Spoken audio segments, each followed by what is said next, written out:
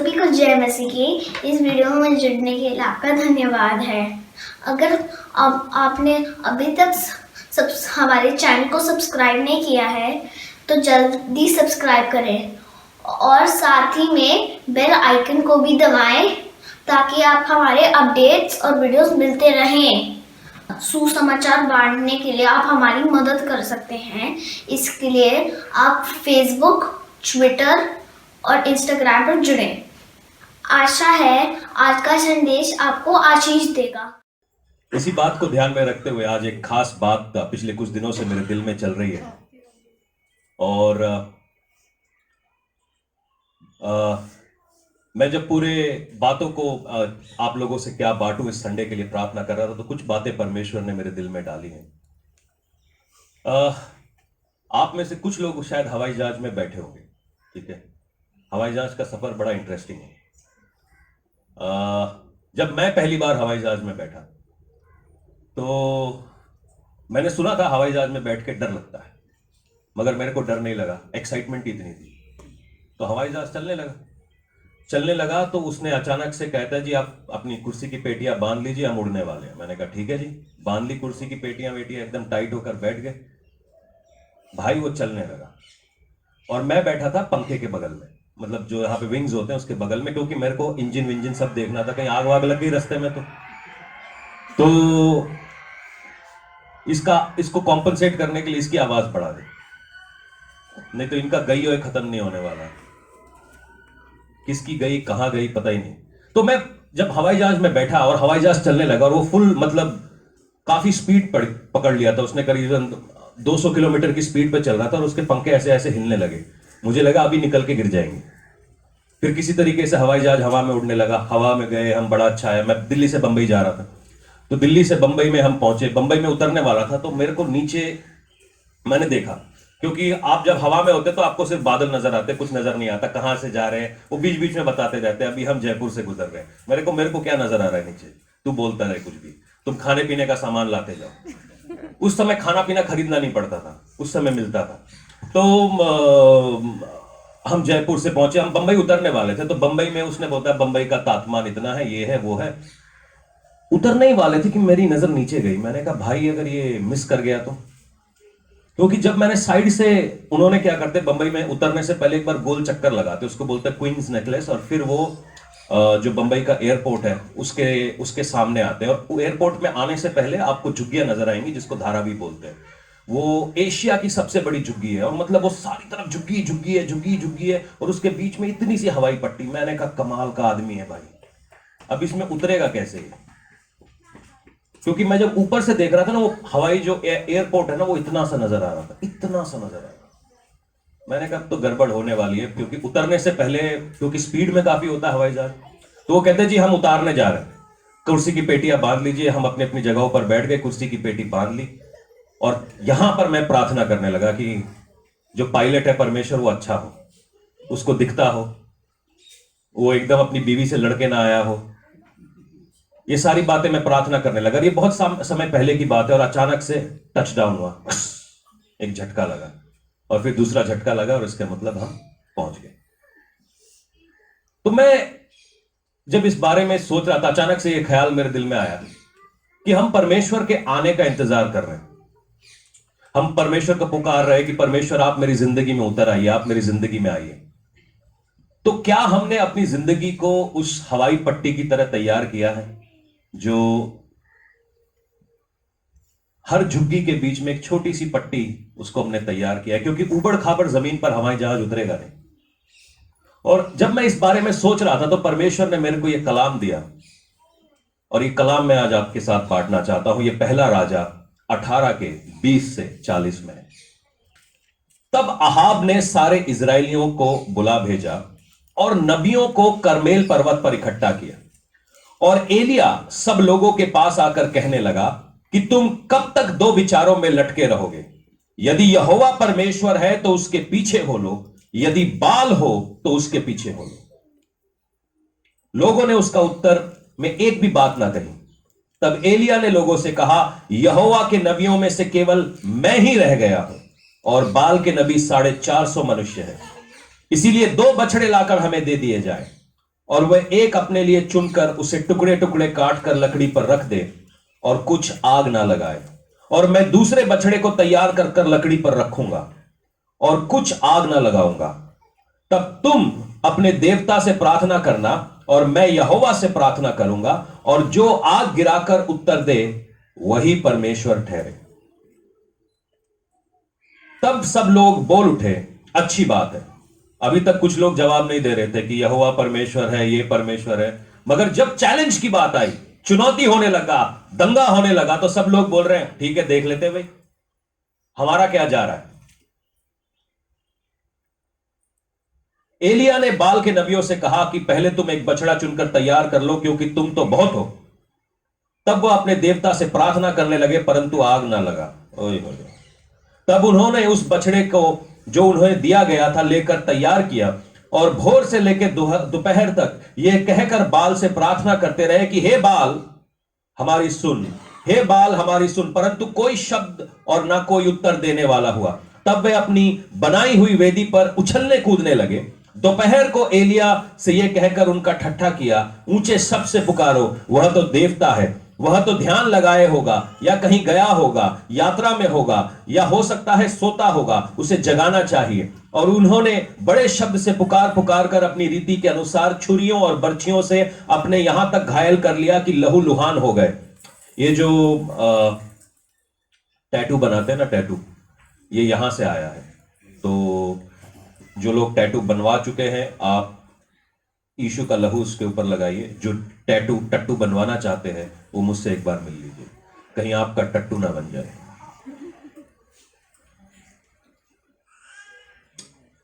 और उन्होंने बड़े शब्द पुकार पुकार कर अपनी रीति के अनुसार छुरियों बर्छियों से अपने आप को यहां तक घायल किया कि लहूलुहान हो गए।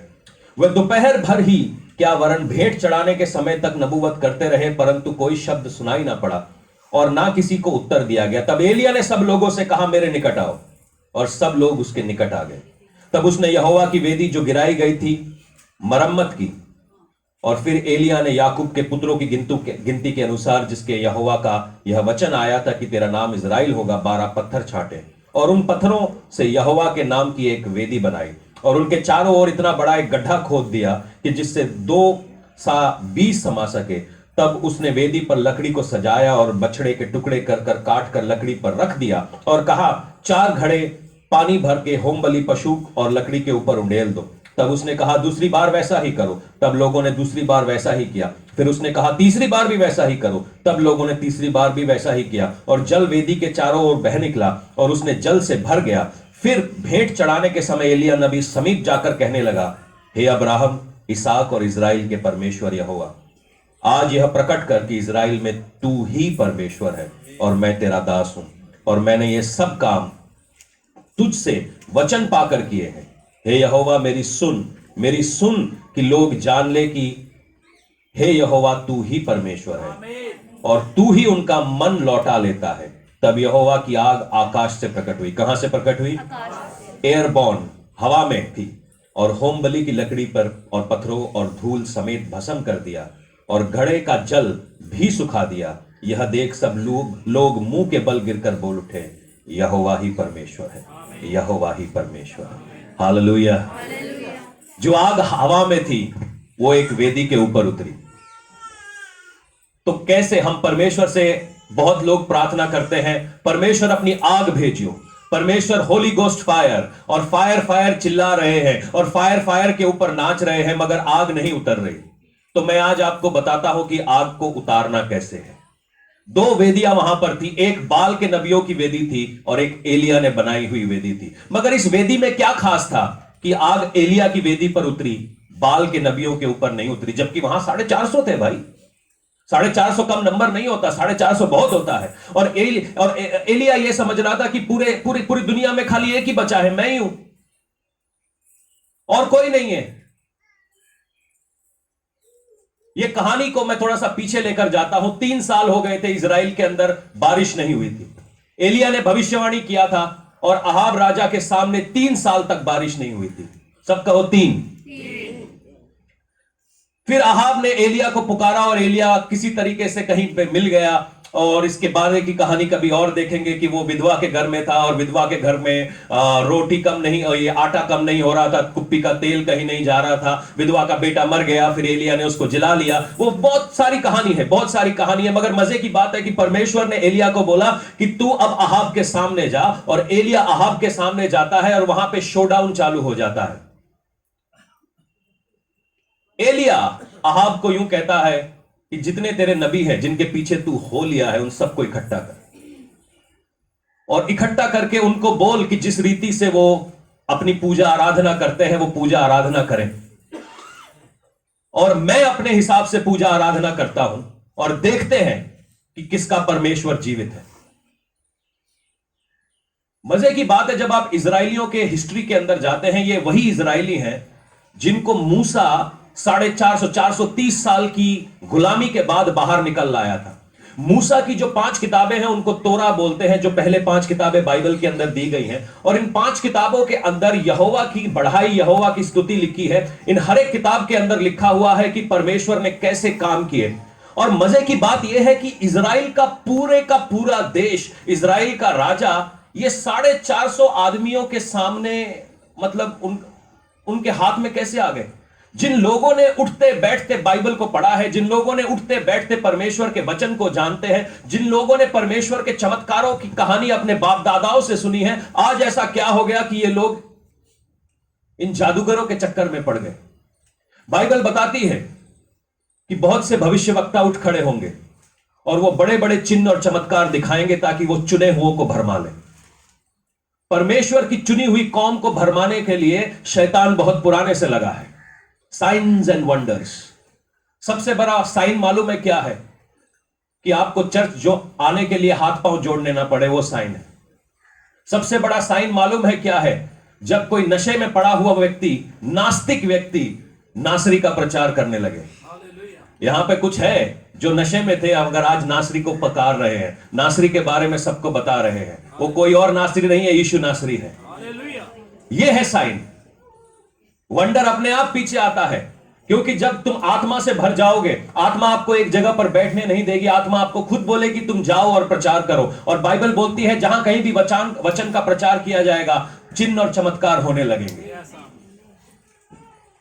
मगर मजे की बात थी कि ये इजरायली लोग परमेश्वर को जानने के बावजूद भी, परमेश्वर को मानने के बावजूद भी, परमेश्वर के साथ पहचान होने के बावजूद भी, इन 450 बाल के नबियों के हाथ की कठपुतली बने हुए थे। क्योंकि मैं ये जानता हूं कि ये भी चमत्कार कर रहे थे, ये भी कहीं ना कहीं से कोई आग को लेकर आ रहे थे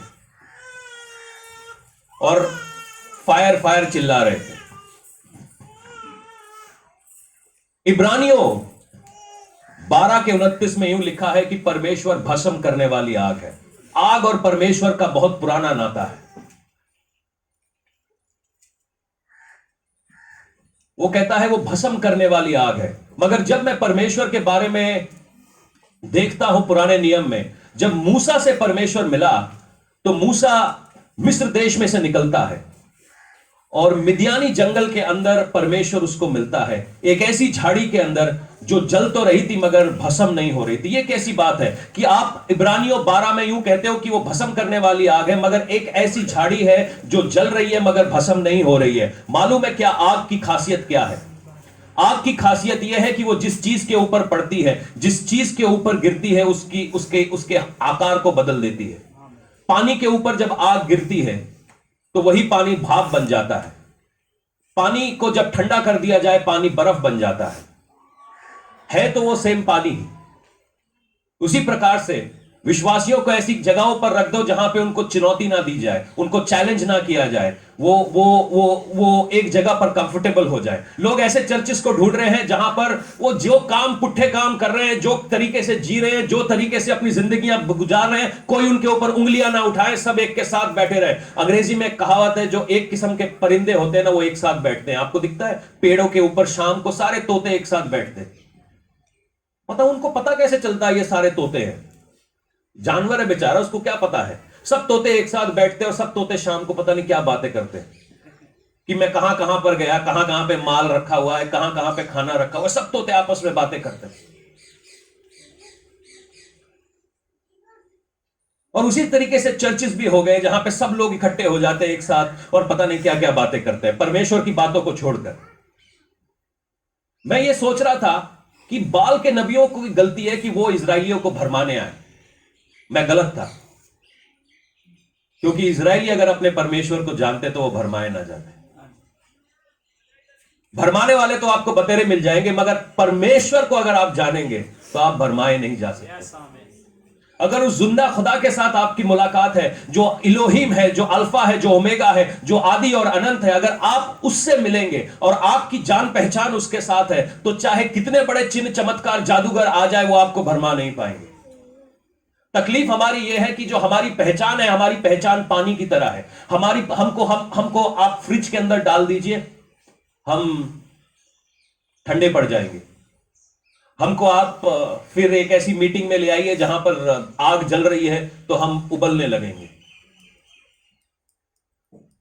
तकलीफ है यह हमारी। आज परमेश्वर आप सबसे कह रहा है कि आज अपने हालातों से ऊपर देखना सीखो। तकलीफ इन बाल के नबियों के अंदर नहीं थी, तकलीफ हमारी थी कि हम अपने परमेश्वर को जाने बिना ही, उसको पहचाने बिना ही बहुत सारी चीजों के पीछे जा रहे हैं। आज आधी चर्च किसके पीछे जा रही है? सबको नोट चाहिए, सबको अपनी मन की मुरादें चाहिए। ये तो बाहर भी हो रहा है, मगर बाइबल बताती है अपने आप को परमेश्वर के हाथ के हलीम कर दो, हाथ के नीचे ले आओ, आपकी मुरादें पूरी हो जाएंगी। आपको मांगना भी नहीं पड़ेगा, आपको गिड़गिड़ाना भी नहीं पड़ेगा, आपको पैदल जाना भी नहीं पड़ेगा। आपकी हर एक बात जो आपके दिल में ख्वाहिश है वो पूरी कर दी जाएगी। मैं सेवकाई में आने से इसलिए डर रहा था क्योंकि मेरा बिजनेस अच्छा चल रहा था। मुझे लग रहा था कि मेरे घर का किराया कौन देगा, और ये जो हवाई जहाजों में बैठ के मैं हर दूसरे दिन निकल जाता हूं वो कौन देगा। मैं जब तक काम कर रहा था, जब तक मैं बिजनेस कर रहा था, कभी मैं फर्स्ट क्लास ट्रैवल नहीं किया। मैंने फर्स्ट क्लास कभी ट्रैवल नहीं किया। जिस दिन मैं सेवकाई में आया फर्स्ट क्लास ट्रैवल करने लगा।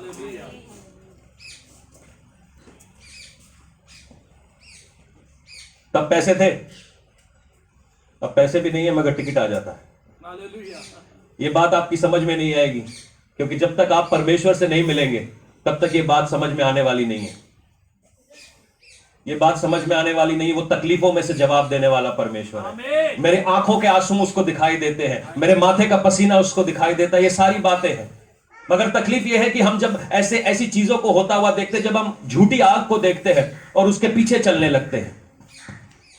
जो पुराना नियम है उसके अंदर जब आप लेवी व्यवस्था 4 पढ़ते हैं, वहां पर ऐसा होता है कि जो कोई भी दान परमेश्वर के सामने रखा जाता है वो आग उसको भस्म कर देती है, और जब वो आग भस्म कर देती है तब लोग ये मानते हैं कि ये परमेश्वर ने ग्रहण किया है। बाइबल बताती है जब हम उत्पत्ति 4 में जाते हैं, काइन और आबिल अपनी अपनी भेंटों को लेकर आए और काइन की भेंट ग्रहण नहीं की गई। इसका मतलब कुछ जो बाइबल के विश्वासी हैं वो ये मानते हैं कि ये जो आग है वो काइन की भेंट के ऊपर नहीं गिरी, आबिल की भेंट के ऊपर गिरी, इसलिए उसको ग्रहण किया गया। और इस बात से जो काइन था वो बहुत तहश में आ गया, क्योंकि परमेश्वर तूने मेरी भेंट को क्यों नहीं ग्रहण किया, क्यों तूने वो आग मेरे ऊपर नहीं भेजी। आज मैं यही बोलना चाहता हूं कि एक टच डाउन, जब हवाई जहाज उतरता है, जब उसका पहला पहिया उस जमीन पर लगता है, उसको टच डाउन बोलते हैं। हम परमेश्वर को पुकार रहे हैं, परमेश्वर उतर आ, तू मेरी जिंदगी में आ, तू मेरी जिंदगी तैयार है। क्या हमने अपनी जिंदगियों को उस टच डाउन के लिए तैयार किया है? हम चाहते तो है परमेश्वर उतर के आए, वो हमारी जिंदगी में काम करे, हम चर्च के अंदर भी आ रहे हैं, मगर क्या हम तैयार हैं? हम शादियों के लिए तैयार होना 1 साल पहले से शादी चालू कर देते हैं, अपने बर्थडे के लिए 1 साल पहले से तैयारी कर लेते हैं, अपने घर में अगर बच्चा आ रहा है तो उससे पहले तैयारी कर लेते हैं, उसकी शादी की उसके बचपन से तैयारी चल रही है। मगर क्या हम परमेश्वर के लिए तैयार हैं? हम आग, फायर, होली गोस्ट फायर, ये फायर, वो फायर बुला तो रहे हैं, मगर क्या हम तैयार हैं उस आग के लिए? जब मैं इस पूरे सिनारियो को देखता हूं तो एक आग की याद आती है। हम पिछले 3 दिन फास्टिंग एंड प्रेयर में थे, बड़ी मुश्किल से थोड़ी सी आग आई, फिर कई जगहों पर कई सारे लोग पहुंच गए वो आग बुझाने के लिए। कई सारों को मैं फायर एक्सटिंग्विशिंग प्रीचर बोलता हूं। फायर एक्सटिंग्विशर समझते हैं आप? जो आग बुझाने के लिए वो लाल सा इस्तेमाल किया जाता है। हम यहां से पंप लगा के 3 दिन भूखे पैसे आग बढ़ा रहे हैं, वहां पे अगला पहुंच जाता है।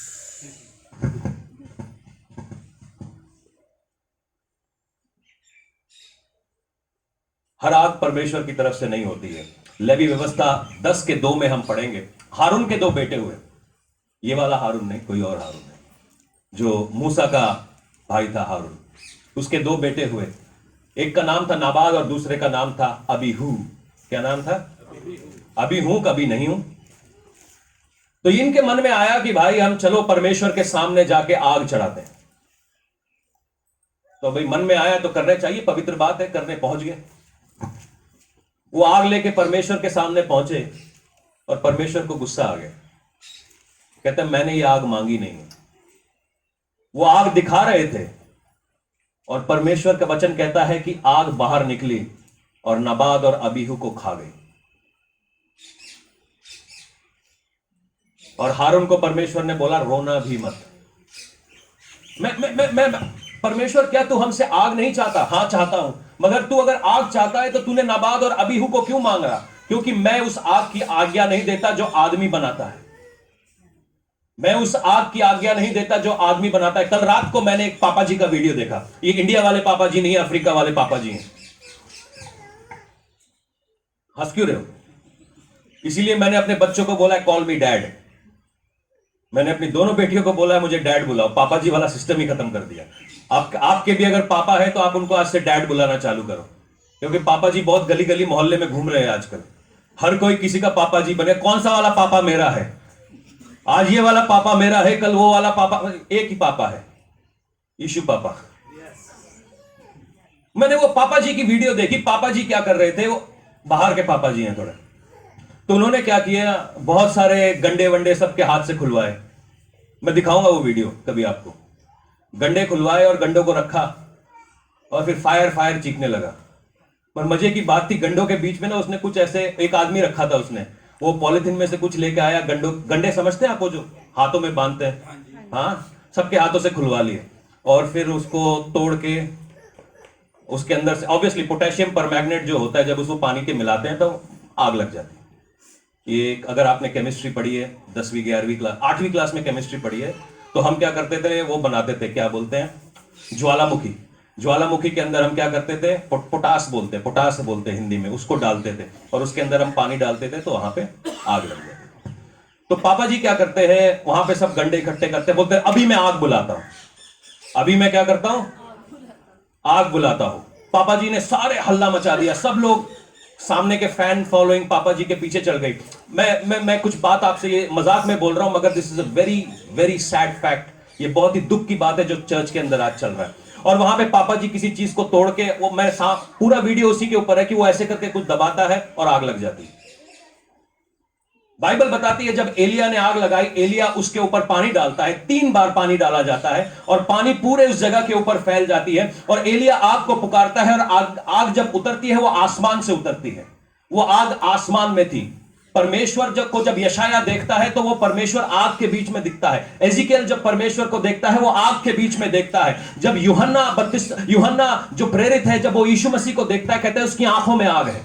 वो आसमानी आग है। वो आग जब आसमान से उतरती है, जब एलिया ने पुकारा आग आसमान से उतरी। जब ये पापा जी उन गंडों को जला रहे थे तो आग नीचे से उतरी। एक आग नीचे भी है, एक आग नीचे भी है। पापा करके सारे 4-5 आदमी बेहोश हो गए। और जब पापा जी ने आग लगाई सब गिर गए। मैं सोचने लगा कि वो आग तो दिखी नहीं, वो आग तो दिखी नहीं, क्योंकि जब वचन कहता है, यहां वचन में लिखा है कि आसमान से आग आई। एक आग नीचे से भी आती है जिसको नरक की आग बोलते हैं, जिसको गंधक की आग बोलते हैं। तो वही बात मैं जब नबाद और अबीहू के बारे में देख रहा था, एक आदमी की लगाई हुई आग है जिससे परमेश्वर को गुस्सा आया कि मेरे को यह आग चाहिए नहीं, कि जिसको इस इज कॉल्ड अनऑथराइज्ड फायर, एक झूठी आग। ये झूठी आग मुझे चाहिए नहीं। परमेश्वर बोलता है मैं आग से भरा हुआ परमेश्वर हूं। आग जब कुंदन में गिरता है, कुंदन की सारी कमियां हट जाती हैं, कुंदन सोना बन जाता है। आग जब हमारी जिंदगी में आएगी, हमारे अंदर जो भी कमियां घटिया है, हम में से कोई परफेक्ट नहीं है, हम में से कोई सिद्ध नहीं है। परमेश्वर कहता है मैं उस आग की तरह हूं, जब मैं रिफाइनिंग फायर भेजूंगा, जो आग आपको रिफाइन कर देगी, जो आपको सिद्ध कर देगी, आपको शुद्ध कर देगी, वो आग मैं आपके ऊपर डालने जा रहा हूं। मगर आग को रिसीव करने के लिए हमें क्या करना पड़ेगा? यहां पर जब हम कहानी को देखते हैं, यहां पर दो किस्म की वेदियां लगाई गई हैं। चर्च को हमेशा समझा गया है कि चर्च शुड बी पॉपुलरिस्टिक, डेमोक्रेसी समझते हैं, प्रजातंत्र। प्रजातंत्र में ऐसा होता है कि अगर मुझे नेता बनना है तो मुझे सबके वोटों की जरूरत है, कोई छूट ना जाए, जिसके वोट ज्यादा पार्लियामेंट में वही चलेगा। मगर बाइबल के अंदर प्रजातंत्र नहीं चलता, वहां पे चलता है वचन, थियोक्रेसी। जो परमेश्वर ने कह दिया वो है।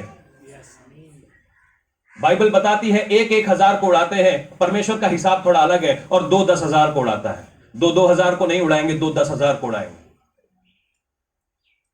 और हम चर्च के अंदर पॉलिटिक्स को लेकर आ गए, और हमको लगता है जहां भीड़ है वहीं सब कुछ है। वहां 450 आदमी, 450 प्रॉफिट बाल के खड़े हुए थे, और क्योंकि वहां पर 450 की भीड़ थी, तो अपने इजराइल की जनता भी कुछ नहीं बोल रही थी, चुपचाप से भेड़ की तरह उनके पीछे पीछे चल रही थी। भेड़ चाल समझते हैं? मैं पहले वाले को पकड़ लो, पीछे वाले अपने आप आ जाएंगे। तो वहां पर 450 आदमी, पॉपुलर चर्च हो गया था, और वो पॉपुलर चर्च परमेश्वर को पसंद नहीं था। परमेश्वर ने वहां पे अंधेर भेज रखा था। उस चर्च ने पूरे देश के अंदर अंधेरा कर रखा था। उस चर्च की वजह से परमेश्वर का वचन टूटा जा रहा था, क्योंकि दाऊद बोलता है तेरा वचन मेरे पांव के लिए दीपक है। अंधेरा तब होता है जब कलीसिया सो जाती है, नशा तब बढ़ता है जब कलीसिया सो जाती है, व्यभिचार तब बढ़ता है जब कलीसिया सो जाती है। चाहे वहां पर नरेंद्र मोदी बैठा हो, सोनिया गांधी बैठा हो, या कोई और बैठा हो, अगर कलीसिया प्रार्थना कर रही है, हुकूमत आपकी है, कोई फर्क नहीं पड़ता, हुकूमत आपकी है, क्योंकि परमेश्वर ने सलीब के ऊपर अपना लहू बहा के हुकूमत आपके हाथ में दे दी है। हम बेवकूफ है कि हम समझ रहे हैं कि हुकूमत जो कोई और पॉलिटिशियन कर रहा है। मैं ये नहीं बोल रहा हूं कि हम उनकी बेइज्जती करें, उनको ठुकराएं, मगर जब आप दुआ कर रहे हैं आपकी बात मानी जाएगी। और वहां पर ऐसा होने लगा कि पॉपुलर चर्च जो था, 450 जो प्रॉफिट्स थे, उन्होंने एक वेदी बनाई, और वेदी के अंदर एक बछड़े को काट कर डाल दिया, और सवेरे से लेकर शाम तक अपने आप को चीलने लगे, चिल्लाने लगे, चीखने लगे, कूदने लगे, उछलने लगे, और अलग अलग कामों को करने लगे। मगर आग नहीं उतरी, आग नहीं उतरी। जितने लोग यहां पर उछल उछल के, चिल्ला चिल्ला के, अगर आप रूह में भर के उछल रहे हैं, रूह में भर के चिल्ला रहे हैं, तो कोई प्रॉब्लम नहीं है। मगर अगर आप शरीर में चिल्ला रहे हैं, शरीर में कूद रहे हैं, देखा देखी कर रहे हैं, तो कुछ हमें सही करना है। हमको अगर हमारे अंदर आग चाहिए, तो हमको पहले वेदी को बनाना है। एक वेदी इन्होंने भी बनाई थी, मगर एक वेदी एलिया ने बनाई। उसने पहला मौका शैतान के लोगों को दिया कि तुम अपना जो भी ट्राई करना चाहते हो ट्राई कर लो।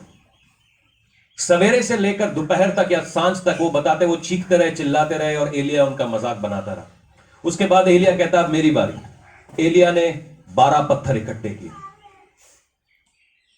परमेश्वर का काम करने का एक तरीका है, वो अपने वायदे से, अपने वचन से हिलता नहीं।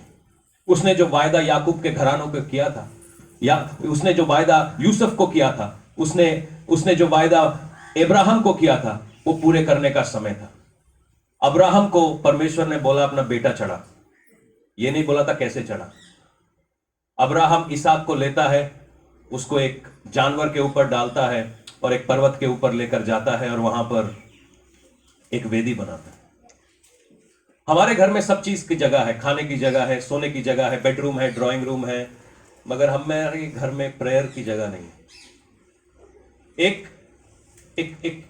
एक परमेश्वर के दास हैं, वो कहते हैं मेरे पास प्रेयर की जगह नहीं थी, तो मैंने क्या किया, चौक से एक चौकोर बनाया और उसको प्रेयर की जगह बना दी।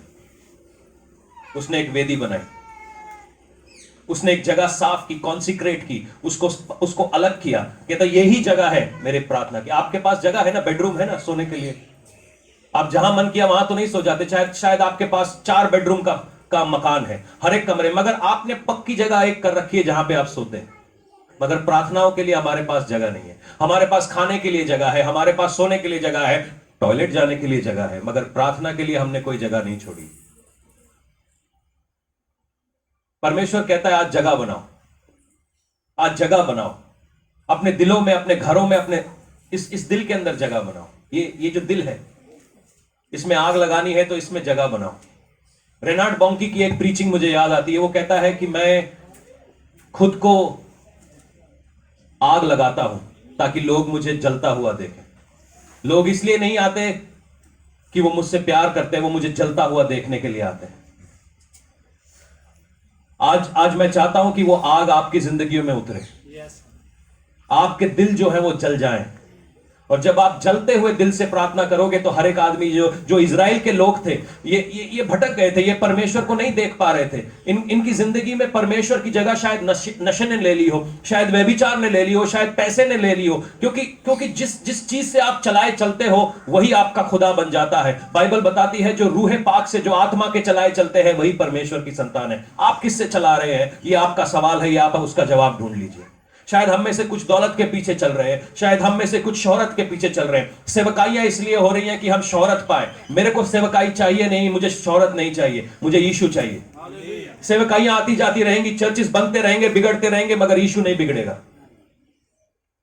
अगर हमने ये बात को पकड़ लिया तो मेरा घराना बचाया जाएगा, मेरा घराना बचाया जाएगा। यहां पर यह चक्कर हो गया था कि ये लोग भटकाए गए थे, ये साइंस एंड वंडर्स के पीछे चल रहे थे। और एलिया इनको खुल्ला खुल्ला चैलेंज करता है कि आग बुला। आग इनसे लगती नहीं है। एलिया एक पत्थर, एक वेदी बनाता है जिसमें इजराइल के 12 गोत्रों को लाता है। मैं कल परमेश्वर को सोते हुए बोल रहा था 12 ही क्यों, एलिया 14 भी पत्थर लगा सकता था, 6 भी लगा सकता था। अगर आप परमेश्वर को इन्वॉल्व करना चाहते हैं अपनी जिंदगी में तो उसके वचन को इन्वॉल्व करना सीखिए, उसके वचन को ठीक तरीके से अपनी जिंदगी में लाना सीखिए, उसके वायदों को याद रखना सीखिए। हम में से हर एक को याद आए, गाने याद होंगे, सिद्धू मूसावाला और पता नहीं ओझला और ये चोचला, ये सारी बातें हमको मालूम होंगी, मगर हमको ये नहीं मालूम कि परमेश्वर का कलाम क्या कहता है। आप में से कितने लोगों को वायदे मालूम है, बाइबल में कितने वायदे लिखे हैं? चलो 4 तो मालूम होंगे। अभी सबको खड़ा कर दूंगा, सबके मुंह से तू तक तूतिया निकलेगा, मगर एक कलाम बोलने को बोल दो, सबकी नानी याद आएगी।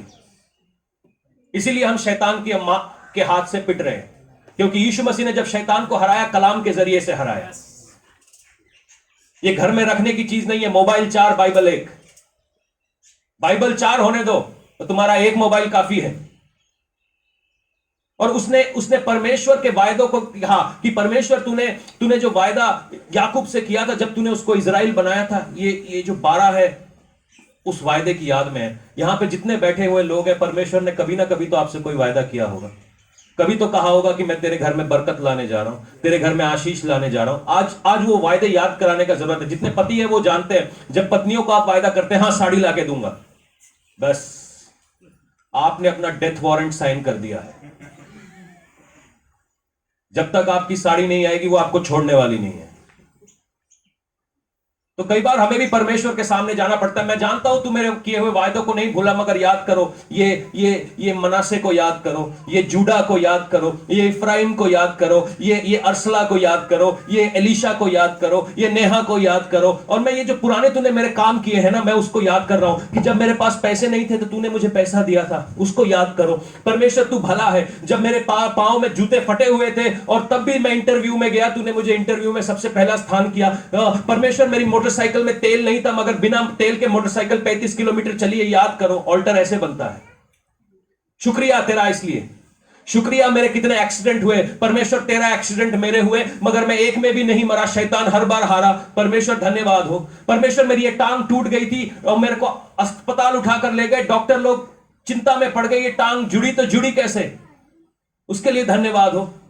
तो जब मैं वेदी लगाता हूं, परमेश्वर के लिए याद करता हूं कि मेरी जिंदगी में क्या क्या हुआ। कई बार हम भूल जाते हैं, कई बार हमारे हालात ऐसे हैं, इतना कर्जा हो गया है, इतनी इतनी बीमारी हो गई है, हम भूल जाते हैं कि हमारे पहले क्या हुआ है। जो कल कर सकता है वो आज भी करने लायक है। उसने कल मुझे छुड़ाया है, वो आज भी छुड़ाने लायक है। उसने फिरौन के मुंह के अंदर हाथ डाल के इजराइल को खींच लिया। तुम्हारी बीमारी क्या हाल है, तुम्हारे अंदर का कैंसर क्या चीज है, तुम्हारी गरीबी क्या चीज है, वो शैतान के मुंह में हाथ डालेगा तुम्हारे लिए। जैसे दाऊद उस भेड़ के बच्चे के लिए भालू का मुंह फाड़ देता था हाथ से, परमेश्वर करने लायक है। याद कराओ उसको, परमेश्वर ये जो मैं वेदी आज अपने घर में बना रहा हूं, ये उस यादगार में है जो पुरानी विक्ट्रीज तूने मुझे दी है। जिस दिन मेरे घर में पैसा नहीं था, वो एक साल मुझे याद है कि मेरा बाप आता था और 5 रुपए का चावल लेकर आता था और 2 रुपए का आलू आता था मेरे घर में। मुझे याद है वो दिन, मुझे याद है वो दिन कि कैसे मैं दर दर रास्ते में भटकता था जब मैं तुझे नहीं जानता था। मैं वेदी वैसे लगाता हूं, आप भी अपने घरों में वो वेदियों को लगाओ और फिर उसमें अपनी पवित्र आत्मा का पानी डालो उसके अंदर डालो। रूहे पाक से बोलो कि परमेश्वर इस वेदी को आप शुद्ध करें। पानी धोता है। आज आप मुझे धो लीजिए। आज परमेश्वर को बोलिए मुझे धो लीजिए खुदावन, आज अपना पानी मेरे ऊपर उंडेलने दीजिए। लोग बोलेंगे तुम ऐसा क्यों कर रहे हो, पानी क्यों उंडेल रहे हो, तुम्हें तो आग चाहिए, तुम्हें तो आग चाहिए, तुम तो बेवकूफ हो कि तुम पानी उंडेल रहे हो, तुम तो बेवकूफ हो कि तुम्हारे को दर्द हो रहा है और चर्च जा रहे हो, तुम तो बेवकूफ हो कि तुम्हारे जेब में पैसे नहीं है फिर भी तुम दान डाल रहे हो, तुम तो बेवकूफ हो। माए बच्चों को बोलती है कलीसिया मत जाया कर, नशेड़ियों के साथ बैठा कर। माए बच्चों को बोल रही है कि वो तो चर्च जाके टाइम वेस्ट कर रहा है, मगर जब तेरा बेटा नशेड़ियों के साथ बैठा था तब क्या हो रहा था? वहां पे टाइम का सही यूटिलाइजेशन हो रहा था। वो आइंस्टाइन बन रहा था वहां पर बैठ के।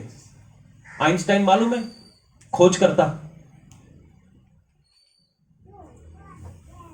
चर्च जाके की मिलना है, तुम नहीं समझोगे ये पानी वहां से आता है। उंडेलने जाओ, उंडेलो उस पानी को, उंडेलो उस पानी को, उंडेलो उस पानी को। तुम्हें आग चाहिए, मेरे को पहले पानी चाहिए। दुनिया कहती है बेवकूफी है, मैं कहता हूं अकलमंदी है। एलिया ने जब जब जब वो वेदी बनाई, उसके आजू बाजू एक गड्ढा खोद दिया। मैं कहा गड्ढा क्यों? लोग सोच रहे पानी जाने के लिए, नहीं, अलग करने के लिए। बाइबल बताती है तेरी मां की कोख में आने से पहले ही तुम चुने हुए हो, तुमको अलग किया गया। आलू खरीदा है कभी आपने? जब आलू खरीदते तो क्या करते हैं? पंजाब में मैंने एक चीज सीखी है, कभी दुकानदार को अपनी झोली में डालने मत दो। प्रा गल्ला बड़ी सोनिया करता है, मगर डालूंगा मैं तो उसका हाथ करो साइड में और निकालो अपने लिए बेस्ट। जब परमेश्वर कहता है कि मैंने तुम्हें चुन लिया है, तो उन्होंने तुम्हारी मां की कोख में से अपने लिए बेस्ट चुन लिया है। उसने तुमको अलग किया है, उसने सारे जमाने में से, सारी जगह में से तुमको अलग किया है। वो जो गड्ढा है ना, वो गड्ढा तुमको अलग करता है और उस गड्ढे के अंदर फिर पानी जाता है और फिर लोग समझते हैं अब तो आग लगेगी नहीं, अब तो आग लगेगी नहीं, क्योंकि जब लोग समझते अब तो हो गया, इसका काम तमाम हो गया, ये तो अब वापस आएगा नहीं, इसका तो अब कुछ होगा नहीं, वहीं से परमेश्वर काम करना चालू करता है। दुनिया सोच रही है तुम्हारा कुछ नहीं होगा, मगर परमेश्वर ने तो ऐसा नहीं कहा। दुनिया सोच रही है कि तू मरने वाला है, मगर परमेश्वर ने तो ऐसा नहीं कहा। दुनिया सोच रही है कि तेरी जिंदगी बर्बाद हो रही है, मगर परमेश्वर ने तो ऐसा नहीं कहा। दुनिया सोच रही है, दुनिया का क्या है, वो कुछ भी सोचते हैं। दुनिया की बातों पर मत जाओ, परमेश्वर के स्टैंडर्ड से काम करो। परमेश्वर काम करने लगता है। एलिया परमेश्वर को मेरा परमेश्वर करके नहीं बुलाता। एलिया परमेश्वर को बोलता है अब्राहम के परमेश्वर, याकूब के परमेश्वर। याद दिला रहा है, याद दिला रहा है, तूने वायदा किया था परमेश्वर, ये जो वायदा तूने मेरे को 2021 में दिया था परमेश्वर, ये जो वायदा तूने 19 में दिया था परमेश्वर, ये जो वायदा तूने 2016 में दिया था। याद दिला रहा है, अब्राहम का परमेश्वर, याकूब का परमेश्वर, वो याद दिला रहा है उसको। और जब परमेश्वर को वो याद दिला चुका होता है, एक आग आती है और बाइबल बताती है उसने क्या भेंट को, क्या लकड़ी को, क्या पत्थर को, क्या पानी को, वहां तक कि धूल को भस्म कर दिया। तुम्हारे अंदर जो कुछ भी शैतान ने किया है वो आज आग उतारेगा और वो चीज भस्म कर दी जाएगी। सुनना है, ऐसी ही आगे 120 आदमियों को दिखाई दी थी पेंतिकुस्त के दिन में। आग उनके सर के ऊपर दिखाई दी थी। वो 120 के ऊपर क्यों थी? क्योंकि वो परमेश्वर के वचन के हिसाब से थे। परमेश्वर ने जहां बोला वहां इकट्ठे हो गए। उन्होंने यरूशलेम नहीं छोड़ा। उनके ऊपर बड़ा सताव आ रहा था। वो अपनी जिंदगी का जो मोल लगा के आराधना कर रहे थे, एक कमरे में 120 बैठकर। यहां पे अभी शायद 120 नहीं होंगे, मगर एक कमरे में 120 आराधना कर रहे थे। एक कमरे में 120 वचन के हिसाब से, परमेश्वर की आज्ञा के हिसाब से आराधना कर रहे थे। आग वहां पर उतरने लगी। तुमको क्या मालूम है यरूशलेम की वो जो खोपड़ी का पहाड़ जिसको बोलते हैं, वहां पर क्या हो रहा था? सारी दुनिया एक तरफ थी। सारी दुनिया यीशु मसीह के खिलाफ थी। कोई उसको चोर बोल रहा था, कोई उसको ढोंगी बोल रहा था, कोई उसको बोल रहा था यीशु नासरी जो यहूदियों का शहंशाह है। कोई उसके कपड़े फाड़ रहा था, कोई उसके मुंह के ऊपर थूक रहा था। मगर वहां पर मालूम है क्या हो रहा था? वहां आग उतरने की तैयारी हो रही थी। क्योंकि जब तक कुछ चीजें तुम्हारे अंदर से जलाई नहीं जाएंगी, जब तक कुछ चीजें तुम्हारे अंदर से उखाड़ा नहीं जाएगा, तब तक नई चीजें आने की जगह नहीं बनेगी। आज अपनी जिंदगियों को तैयार करो कि वो वेदी बने, कि खुदावन मैं अपने आप को एक वेदी की तरह देना चाहता हूं जहां से मेरी प्रार्थनाओं को आप सुने। वह आग आज जलने दीजिए। परमेश्वर से मांगिए कि परमेश्वर वो आग आज उंडेल मेरे ऊपर। परमेश्वर वो आग आज मेरे ऊपर उंडेल। दुनिया चाहती है कि आपके पास आग ना हो। आपने वो 10 कवारियों की कहानी सुनी है? मत्ती के अंदर लिखा हुआ है 10 कवारियां थी। 10 कवारियों के हाथ में तेल था और वो दूल्हे का इंतजार कर रहे थे। कुछ कवारियों ने अपना आग ऐसे ही दे रहे हैं। आग मालूम है कैसे? जब अंधेरे में आप खड़े हैं तो आपको अपना चेहरा दिखाने के लिए चाचा जी आग दिखाना पड़ता है। कौन आया है गेट पे? पापा जी। कौन आया है गेट पे? चाची जी। तो टॉर्च अपने मुंह पे मारनी पड़ती है। तो जो कुंवारियां थी वो अपने कुंवारेपन का गलत इस्तेमाल कर रही थी और आग को, जब चेहरा दिखता है तो आंखें रुकती है ना, तो उन्होंने अपना अनॉइंटिंग जो है, जो बड़ी मुश्किल से मिलता है, वो तेल फर्जी बातों में खर्च कर दिया। मगर जब दूल्हा आया तो वो दूसरों से मांगने लगे, हमें तेल दो, हमें तेल दो, हमें तेल दो। ये वो वाला तेल नहीं है जो 125 रुपए का मिलता है, ये तेल कुछ और है। तो पहली 5 ने बोल दिया हम नहीं देते, जो मोल दे रहे हैं वहां से खरीद लो। अपने तेल को बचाना सीखो अगर आप आग चाहते हैं। परमेश्वर का कलाम 1 तिमोथी में यूं कहता है, आग को बचाना सीखो। Fan into the flames. जो आग उतरी है उसको छोटे से, एक इतने से आग को बड़ा करना सीखो। वो जो छोटा सा गिफ्ट तुम्हारे अंदर डाला गया है, शायद तुमको कुछ भी नहीं मालूम, उस आग को बड़ा करना सीखो। वो जो छोटी सी तुम्हारे अंदर खूबी है उसको बड़ा करना सीखो। वो जो छोटा सा पावर तुम्हारे अंदर परमेश्वर ने रिलीज किया है उसको बड़ा करना सीखो। छोटी बातों को बड़ा करना सीखो। हम सोचते हैं हमें बड़ा मिरेकल चाहिए, छोटा काफी है। हमें बड़ा घर चाहिए। 2 कमरे के घर में तुम प्रार्थना के लिए जगह बना के देखो, 10 बेडरूम का फ्लैट वैसे ही आ जाएगा।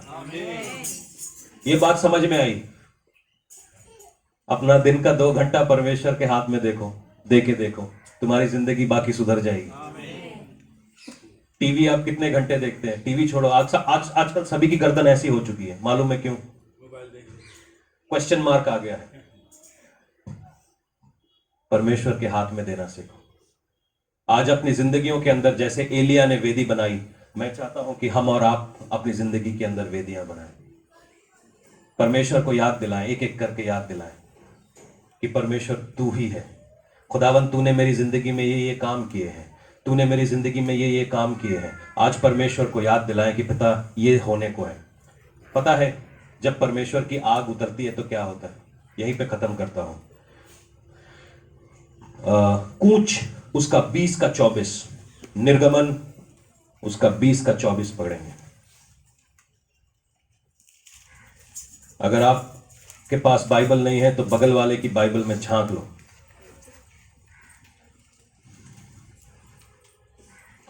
ये वेदी से संबंधित नियम है, जो मूसा को ये नियम दिए जा रहे थे।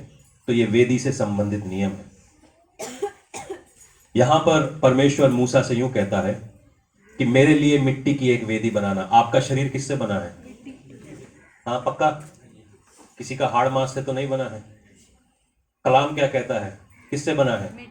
दारू से तो नहीं बना है। Brown sugar, lipstick, scent, Gucci के कपड़े नहीं बनाना, मिट्टी से बना है। तो ये शरीर क्या है? मगर मिट्टी होते हुए भी पवित्र आत्मा का मंदिर है। आमेन। समझो इसको। मेरे लिए मिट्टी से एक वेदी बनाना और मेरी भेड़ बकरियां और गाय बैलों को होम बलि और मेल बलि को उसी पर चढ़ाना। जहां जहां मैं अपने नाम का स्मरण कराऊं वहां वहां मैं आकर तुम्हें क्या दूंगा? इनकी बाइबल में, आपकी बाइबल में क्या लिखा है? आशीष दूंगा। क्या दूंगा? कब दूंगा? जब तुम मेरे लिए क्या बनाओगे? क्या बनाओगे? बेबी नहीं, क्या बनाओगे? क्या बनाओगे? क्या बनाओगे? और मेरे नाम का क्या होगा?